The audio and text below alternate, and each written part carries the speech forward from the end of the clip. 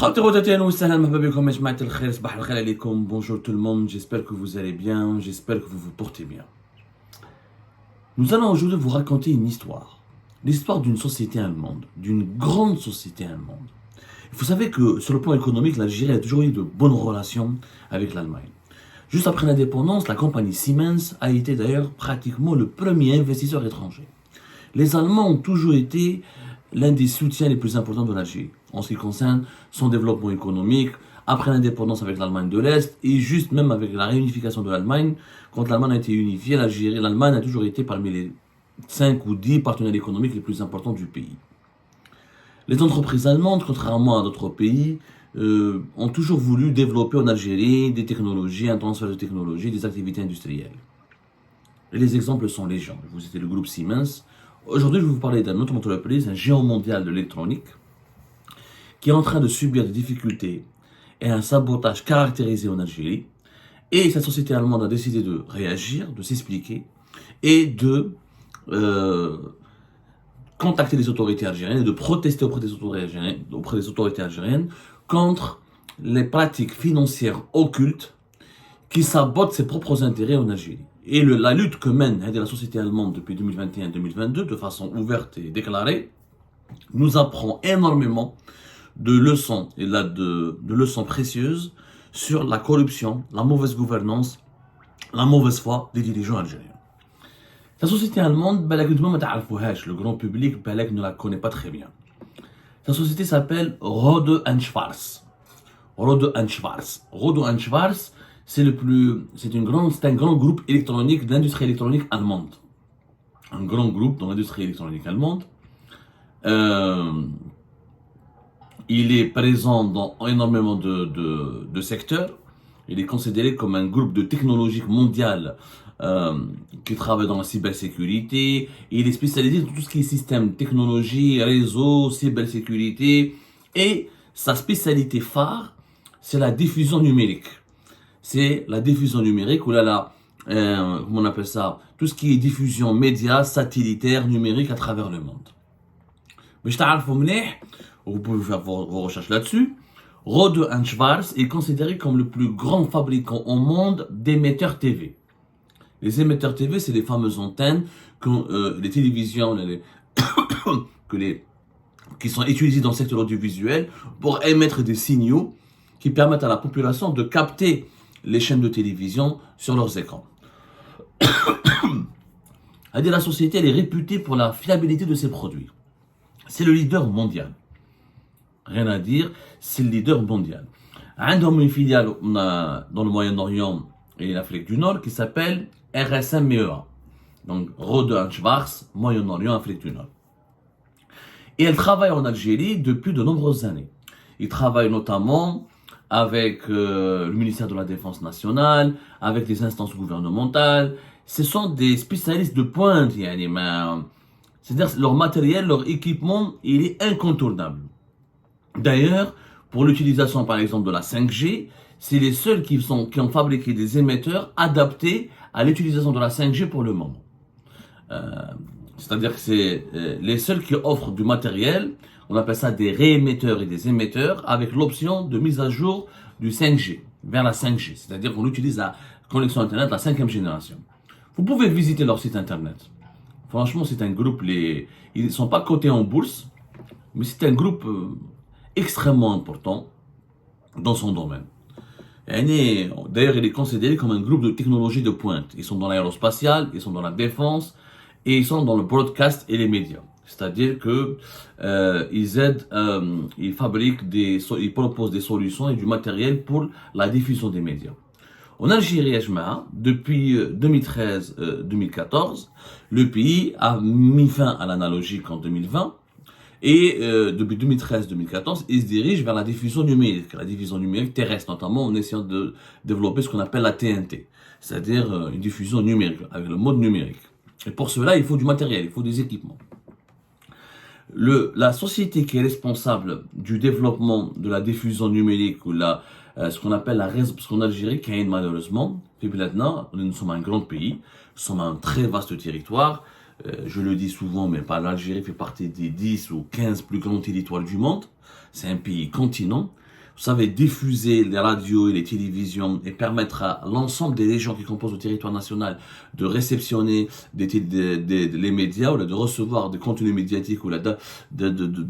C'est un défi technique parce que c'est un grand pays. Ou on a ce qu'on appelle des ondes d'ombre. Des ondes d'ombre pour la couverture TV et radio. C'est-à-dire qu'il y a des zones en Algérie où on ne peut pas capter la radio, on ne peut pas capter le signal d'une télévision. C'est pour cela que, quand il y a une société qui s'appelle TDA, Télédiffusion Algérie, qui est placée sous la tutelle du ministère de la Communication et qui est chargée justement depuis, le processus a commencé depuis 2013-2014, à lutter ou là à absorber, on appelle ça absorber les ondes d'ombre, c'est-à-dire que permettre qu'il y ait des Algériens et des Algériens qui habitent dans les villages de l'intérieur du pays, de l'extrême sud, il faut leur donner la possibilité, il faut leur l'opportunité de capter les chaînes de télévision, de capter les radios. Hadi TDA Algérie, une société étatique algérienne qui est méconnue. Là, nous avons enquêté sur elle et sur ses pratiques extrêmement étranges et sur ses méthodes de passation de marché. Télédiffusion Algérie, donc, un peu comme en Algérie, quand une entité elle est peu connue, c'est là où les responsables de ces entités qui ne sont pas connues, qui ne sont pas médiatisées, auxquelles les médias ne s'intéressent pas, mais à part des médias comme nous spécialisés Algérie partent dans l'enquête et l'investigation. Quand les médias, quand les organismes ne sont pas connus, qu'est-ce qui se passe? Eh ben leurs dirigeants, leurs responsables, leurs gouvernants accélèrent, ils versent rapidement dans l'utilisation de la corruption. Et ils abusent de leur pouvoir, de leur fonction et de cette confidentialité, de la confidentialité de leurs organismes pour réaliser des marchés et empocher de la corruption. Télédiffusion Algérie est une société qui est placée, comme c'est une EPIC. Une EPIC, c'est-à-dire un établissement public à caractère industriel et commercial. C'est une institution public, mais qui fait du business, qui est habilité à faire du business, à faire du chiffre d'affaires, à gagner des revenus. Donc c'est une entreprise économique. Sa principale mission, c'est d'assurer l'exploitation et la diffusion des programmes de 57 radios publiques en Algérie et de 7 chaînes de télévision. En Algérie et à l'étranger.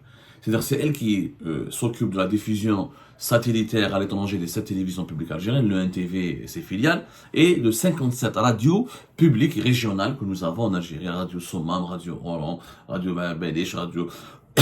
Il faut dire, l'État a beaucoup investi dans les radios régionales et nous avons la chance d'avoir effectivement un réseau de 57 radios régionales et on sous-estime les poids des radios en Algérie, mais dans certaines régions, les radios ont un impact important.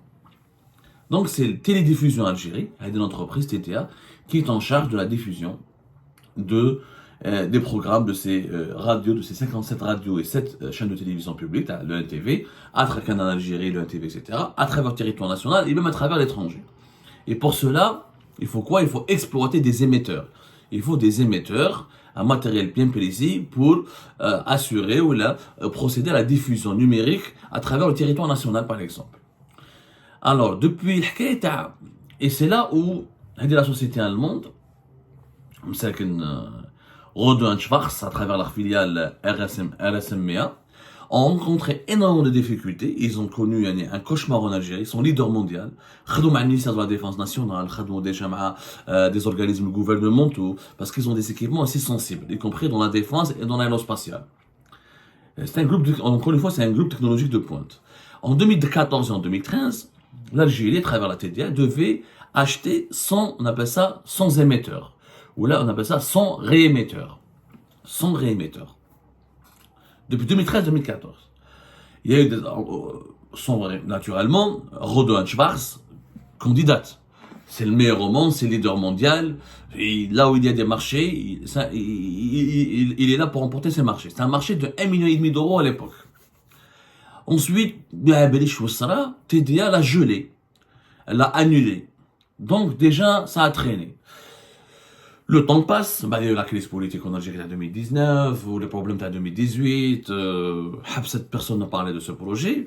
2021-2022, l'État algérien relance le développement. Les ondes d'ombre, Tebboune veut absolument lutter contre les ondes d'ombre, sur tous les plans, il faut donc, TDA a été instruite de relancer les procédures nécessaires pour acquérir le matériel qui permettra d'absorber les ondes d'ombre et de diffuser les programmes de télévision et des radios sur tout l'ensemble du territoire national. Donc, sauf que, Marahadi, en 2021 et en 2022, au lieu d'acheter 100 réémetteurs, la TDA a décidé elle n'a plus le budget nécessaire et elle va acheter uniquement 42 réémetteurs. au lieu des 100 émetteurs. Le premier l'appel d'offres, c'est l'appel d'offres 51, plutôt 51, 521E. Nous avons toutes les preuves, etc. Il y a eu donc après le gel, il y a eu une baisse du budget de ce marché de 50%. Alors le marché était à 1,5 million d'euros en 2014-2013, ça a baissé de 50%. 10 ans après, on n'a pas la valeur réelle du marché, mais ce n'est plus 1,5 million d'euros. Ça a certainement doublé facilement parce que les équipements de pointe à dos, leur prix augmente, c'est des nouveaux composants électroniques, il y a des innovations, il y a de la recherche, mais on n'a pas le montant du marché. Tout a été obscur. Bon, il lance 2021-2022. Le leader mondial, l'allemand Roland Schwarz, est candidate. Il remarque que la TDA fait tout pour ne pas lui donner le marché. Fait tout. Ils ont voulu donner le marché à une entreprise espagnole. L'entreprise espagnole qui est beaucoup moins connue, beaucoup moins innovante, elle est beaucoup moins, c'est un concurrent à Roland Schwarz, mais elle est beaucoup moins connue. Elle s'appelle Egatel. Egatel. Vous pouvez faire des recherches. Bon, c'est une société spécialisée. Egatel, c'est elle qui a remporté les marchés dans les 42 émetteurs pour la couverture de TV numérique en EHF. Bon, c'est des détails techniques, mais trop le cheveu. Les Allemands protestent. Ça fait déjà, on devait obtenir ce marché en 2013-2014. Il a été annulé une première fois. Maintenant, il a été relancé en 2021. Nous avons candidaté. Ils ont été écartés, mis à l'écart, alors qu'ils ont fait la meilleure offre. Les Allemands font des polos courts. Ils s'adressent au ministère de la Communication, ils s'adressent à des commissions de marché, ils s'adressent à toutes les autorités algériennes, à une commission de marché. Ils font des recours. Au bout de 2 recours, la commission spécialisée dans les marchés leur a donné raison. Les recours sont complètement fondés. Et donc, il faut refaire le marché. Ou là, refaire l'appel d'offres pour que la concurrence soit loyale. Et de toute façon, ce sont les meilleurs au monde, les Allemands. Ils ont les meilleurs équipements. Ils ont déjà travaillé avec l'Algérie. Il y a leur victoire, il y a le fait qu'ils remportent le marché. C'était tout simplement, c'est une question qui ne se pose même pas. Je suis le leader au monde, mais quand tu veux acheter des avions, qui est Boeing ou la Airbus, c'est les leaders mondiaux. Il y a certains domaines, comme les domaines, les émetteurs, les réémetteurs de télévision, c'est les Allemands Roland Schwarz. Aujourd'hui, le TDA, à la fin 2022, en juillet 2022, ils ont décidé d'annuler le marché carrément. Le marché a été annulé au nom de l'intérêt général. Oh! Depuis 2013, tu cherches à absorber les ondes d'ombre et à améliorer la couverture TV et radio de sur le territoire national, et à la fin, tu vas annuler un marché pour intérêt général. Les Allemands, ils ont été choqués. Ils ont fait d'autres protestations. Ils ont contacté l'ambassade d'Algérie en Allemagne. Ils ont contacté l'ambassade d'Allemagne en Algérie. Mais non, c'est trop. Au bout de 10 ans, on veut absolument nous écarter de ce marché. Il y a une volonté claire et nette et manifeste de nous écarter. L'appel d'offres 51E a été annulé. On va dire notre appel d'offres c'est 589. L'autre c'est 521. On va dire 589. L'affaire court depuis 2014 et à la fin ils annulent le marché en 2022 parce que les Allemands ont protesté, parce qu'ils ont prouvé que l'attribution à leurs concurrents espagnols de ce marché n'était pas correcte, n'était pas légale, n'était pas conforme à la législation qui encadre au code des marchés publics. Et maintenant, le marché est tout simplement annulé. Ils ont fait, donc les Allemands étaient totalement choqués. Les dirigeants algériens, c'est plus que, ils mettent les Espagnols, et même les Allemands. L'essentiel, les Allemands. Ils mettent oui, de chipa, parce que c'est une histoire de chipa. Ben, c'est une histoire de chipa. Tu annules le marché. Tu fais d'autres appels d'offres. Tu changes des recours. Les recours sont fondés. Et toi, tu refuses de les appliquer. Tu annules carrément le marché pour de l'intérêt général. Est-ce que c'est de l'intérêt général pour l'Algérie de ne pas acquérir ces 42 réémetteurs qui permettront d'absorber les ondes d'ombre? Bien sûr que non. L'intérêt général, justement, devrait pousser la TDA à acquérir ce matériel. Non, ils n'ont pas voulu les acquérir. Annuler le marché carrément, juillet 2022, ils ont annulé le marché. Et depuis, les Allemands ne cessent de frapper à toutes les portes pour dire, il y a des cartons. Clairement, c'est quoi le problème? Nous sommes leader mondial.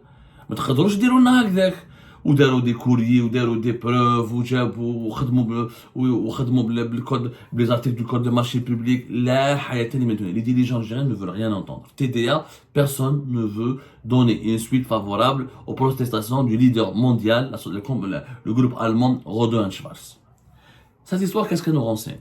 Elle nous renseigne que quand il n'y a pas une possibilité de toucher des pots de vin, quand il n'y a pas une possibilité d'avantager une société étrangère au détriment de notre société étrangère, quand les dirigeants algériens n'arrivent pas à jouer avec les règles, n'arrivent pas à tricher, ou là ils sont débusqués, ou là quand ils sont pris en flagrant délit de corruption ou là de tricherie, et ben là ils annulent carrément des marchés publics et ils utilisent même le motif de l'intérêt général pour saboter le développement du pays. Parce que là, c'est un sabotage du développement du pays. Là, à cause de cette manière de gérer, de cette manière de diriger un marché public important, il y a encore des Algériens et des Algériens qui ne vont pas capter la télévision, qui ne pourront pas écouter la radio, parce qu'ils habitent des zones d'ombre où il n'y a pas de matériel de diffusion de télévision et de radio. Donc, on prive des populations entières de leur droit d'écouter, d'accéder à la radio, d'accéder à la télévision. Ce qui est une honte, ce qui est même un crime contre le bien-être et le confort des citoyens et leur droit à l'information, leur droit à accéder à des télés et à une radio. Et à des radios. C'est très grave cette affaire. Mais ce qui est encore plus grave, c'est que nous avons des dirigeants qui utilisent eux-mêmes, qui violent l'intérêt général, mais qui vont utiliser l'intérêt général pour punir une compagnie allemande qui a eu le courage de lutter, de faire des courriers, de s'adresser à tous les ministères, de s'adresser aux ambassades. Les Allemands ont demandé des explications aux dirigeants algériens. En utilisant la loi algérienne. La loi algérienne, le code de marché public, le cahier de charge, voilà ce qui est dit, voilà ce que dit la loi, voilà les recours que nous avons fait. Pourquoi vous nous écartez de ce marché? Qu'est-ce qu'on a fait? On a respecté les règles. Pourquoi vous voulez nous donner à une autre société qui n'est pas meilleure que nous? Moi, je voudrais féliciter ces Allemands. Je leur souhaite bon courage. Et je leur dis merci. Franchement, je lui dis merci à Rohde & Schwarz, à la division Moyen-Orient et Afrique du Nord de Rohde & Schwarz, de se battre comme ça contre la corruption, contre l'opacité, contre la tricherie, la tromperie des dirigeants algériens. Merci beaucoup. C'est grâce, vous savez, quand une compagnie allemande, elle est plus soucieuse de l'intérêt général de notre pays que nos propres dirigeants. C'est ce qui fait mal. Parce que dans leur protestation, les Allemands ont toujours dit, c'est pour l'intérêt général de l'Algérie. Nous voulons aider l'Algérie à développer la diffusion numérique. L'Algérie veut faire une nouvelle ville, Media City. Nous sommes prêts à donner notre savoir-faire. Notre objectif, c'est d'accompagner l'Algérie dans son développement. Mais les dirigeants algériens, c'est quoi leur objectif? C'est de voler, c'est de tromper, c'est de tricher. Est-ce que la justice va bouger dans cette affaire? Est-ce que le ministère de la Communication va réclamer des explications? Est-ce que le gouvernement va enfin demander des comptes à la TDA et d'enquêter, d'auditionner et d'auditer sérieusement sa gouvernance et sa gestion? J'en doute fort, malheureusement.